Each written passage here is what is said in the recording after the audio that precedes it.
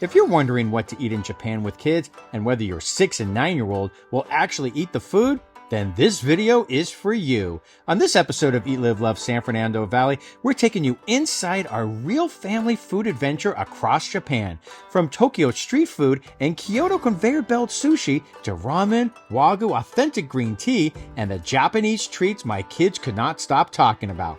Was it too adventurous, too raw, too different, or did Japan completely change what my family thinks about food? If you're planning a trip to Japan with kids, moving beyond sushi, or just obsessed with Japanese food like we are, stay with me. Wagyu Ramen Goku, Shibuya's beef-obsessed ramen shop. Wagyu Ramen, you ask? Yes, it's real. And at Wagyu Ramen Goku in Shibuya, it might just ruin you for all other beef ramen and any other ramen. 100% beef bone broth. The soup here is made entirely from beef bones, no chicken, no pork, just beef, but the magic's in the layering, and the chef blends in special beef oils, including one rendered from the cow's stomach, which adds a subtle sweetness. And the result is this thick and gravy-like every sip screams beef, but with a surprising complexity that keeps you coming back. Because beef bone ramen is quite rare actually in Japan. So, 3 cuts of Wagyu on top. The toppings at Goku are all about showcasing Wagyu in different forms. Sirloin slices, grilled until they practically melt on your tongue. Smoky thigh meat, charred for a punch of flavor. Soy marinated beef, deep and bold with every bite. And for the noodles, they work with one of Japan's top noodle makers, and that premium wheat flour gives them that perfect chewy bite, sturdy enough to stand up to the rich broth. All right, stop number 2, American Diner Andra. And this one caught us completely off guard. We're in Japan, but you'd swear you just walked into an American football diner somewhere in Texas.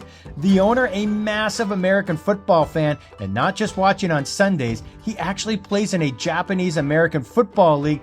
How cool is that? And the entire restaurant covered wall to wall in football jerseys and memorabilia, and it feels like Super Bowl Sunday every day in here. You can tell this just isn't decoration, it's his personality, his passion, his love for the game brought all the way to Japan. And somehow, it works. Now let's talk burgers, because these aren't just American-style burgers. The beef is actually flown in from the United States. That's commitment. And they're doing legit smash burgers, pressed hard onto screaming hot griddle so you get that deep sear and those crispy, lacy edges. And the edges on these were insane. That caramelized crust, exactly what you want, juicy in the center, crispy on the outside, and it smelled like summer in America. But then they bring out the famous touchdown burger. And this is where things get wild. They serve a molten, bubbling 3-cheese blend in a sizzling cast iron skillet. And I'm talking lava hot. You can hear it crackling when it hits the table. Then they lay the burger right into that bubbling cheese. And at first, no chance I'm picking that up. It was so hot, I had to go in with a fork just to survive. But once it cooled down, then it became next level. You dip the burger straight into that thick melted cheese, drag it through. Oh my gosh, messy, ridiculous, over the top, and exactly what something called the touchdown burger should be. And it doesn't stop there. They have animal fries, fully loaded, and the milkshakes, thick, classic American diner style, the kind where the straw barely works and you don't even care. All right, so we're in the Google building here in Tokyo, and this spot is called Beef Kitchen. It's a chain restaurant, and this is proper Japanese Yakiniku. So they bring out these beautifully marbled slices of Wagyu, and I mean the kind where you just stare at it for a second before cooking it, and the marbling is unreal. And you grill it right at your table, but only for a few seconds per side. That's it. It cooks fast because of all that fat, and the second it hits the grill, it starts sizzling, the edges tighten up, and you can literally see the fat melting. And you dip it lightly in sauce, or you just add a little salt, and it just melts in your mouth. Super rich, super clean flavor, not heavy, not greasy, and this is the kind of meal where you slow down and really appreciate every bite.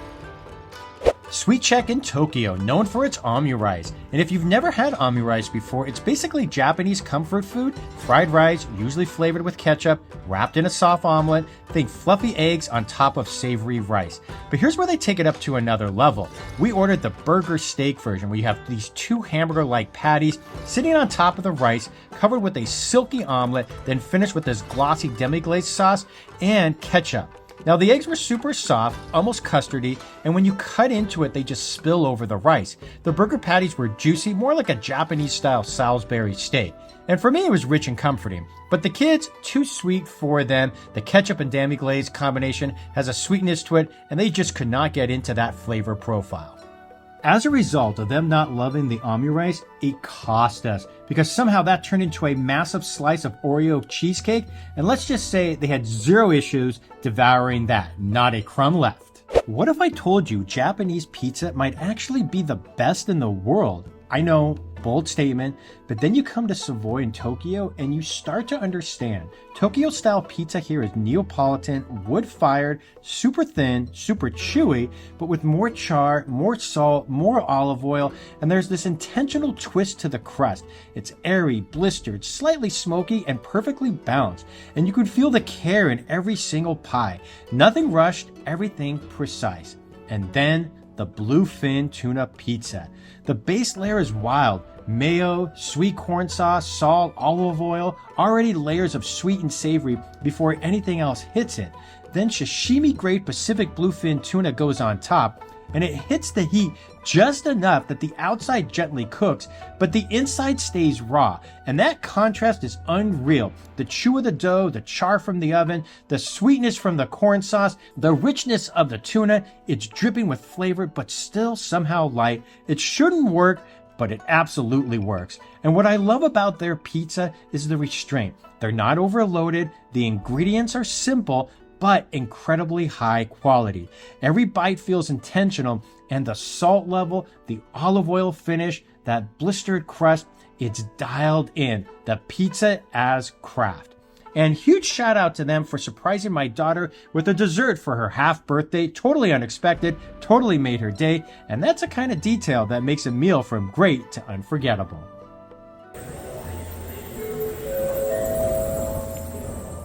Okay, I know what you're thinking. Why would you visit a Starbucks in Japan? But this isn't just any Starbucks. This is the Kyoto Gion Starbucks, officially called Starbucks Coffee Kyoto Ninenzaka Yasakashaya, and it's inside a 100-year-old traditional townhouse.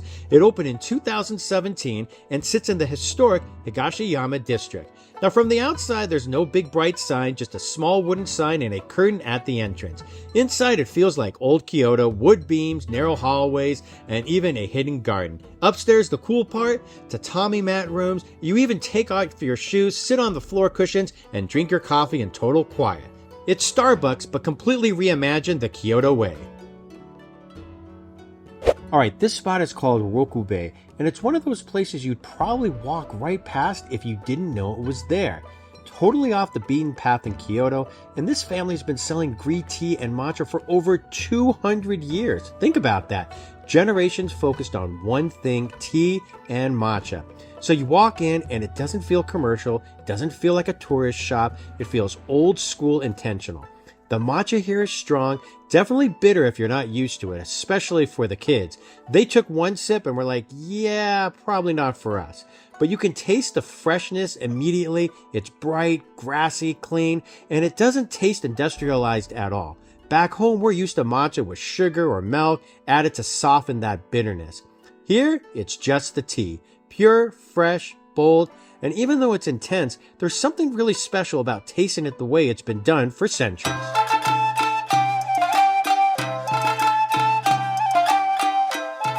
Okay, so what makes Uji matcha different from regular matcha? Well, first, it comes from Uji, right outside Kyoto, and this is basically the Beverly Hills of matcha.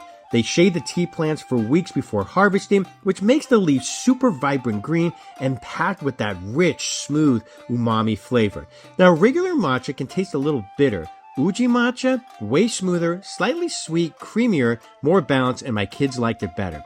This is the kind they use in traditional Japanese tea ceremonies, and honestly, once you taste it, you'll never look at a basic matcha latte the same way again. This is Sushiro, the larger conveyor belt sushi chain in Japan, and it's packed for a reason. The value here is crazy. You're getting genuinely fresh tuna, salmon, shrimp, and it feels way more premium than the price suggests. It's fast food pricing, but it doesn't taste like fast food at all.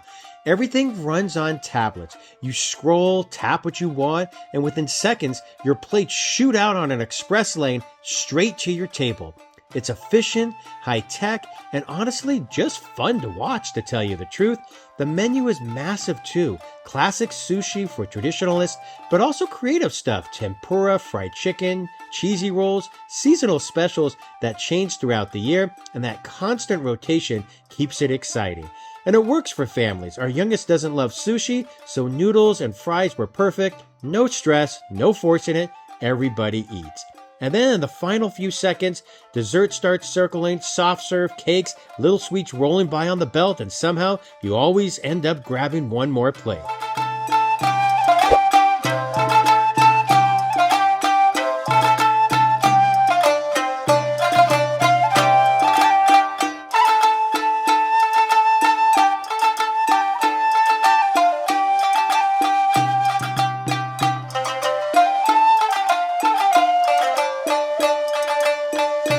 This is Tamagoyaki. Look at this, see the steam coming off it right here. So this, you have your eggs, your soy sauce, they have this rice wine in it too, and of course some sugar. There's a mix of sweet and savory. To be honest, I'm not even sure how they got the savory in here. The one thing I will say about the texture is think like French toast, but without the bread. And it just has this really silky, soft texture, but it's really good.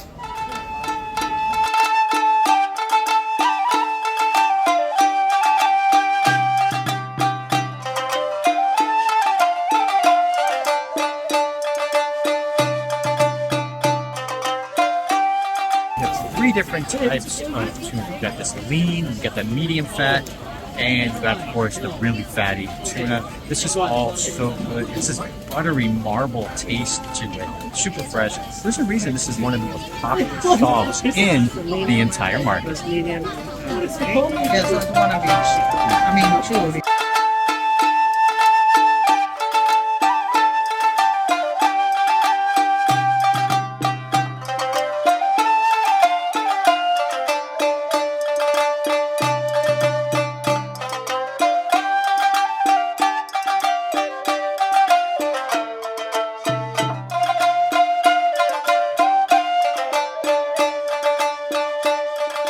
The A5 skewer here at the market. So there's a couple of different places you can get it. This is the Matsusaka beef, and when you think of Japanese beef, it's always about Wagyu beef, which is Japanese beef. But this is the higher end. A lot of times people think of Kobe beef, but for Japanese, this is the king of beef. So it's going to have a very marbly texture, very similar to the tuna, but it should melt in our mouth. Let's try it. Dip it in a little bit of garlic, a little bit of wasabi. So juicy and tender. Anna, let me know what you think.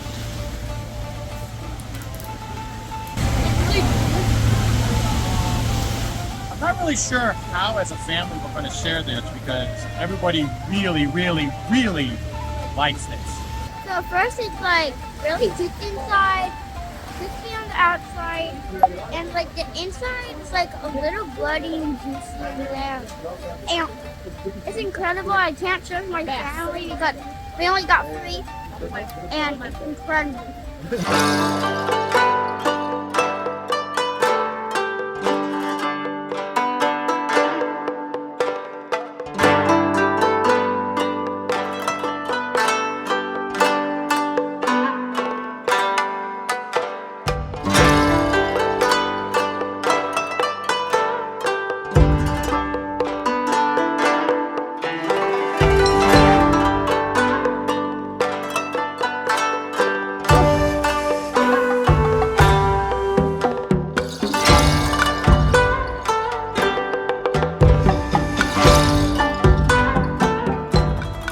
From traditional tea shops in Kyoto to high-tech sushi spots to pizza and Wagyu in Tokyo, the range of food here is honestly unreal.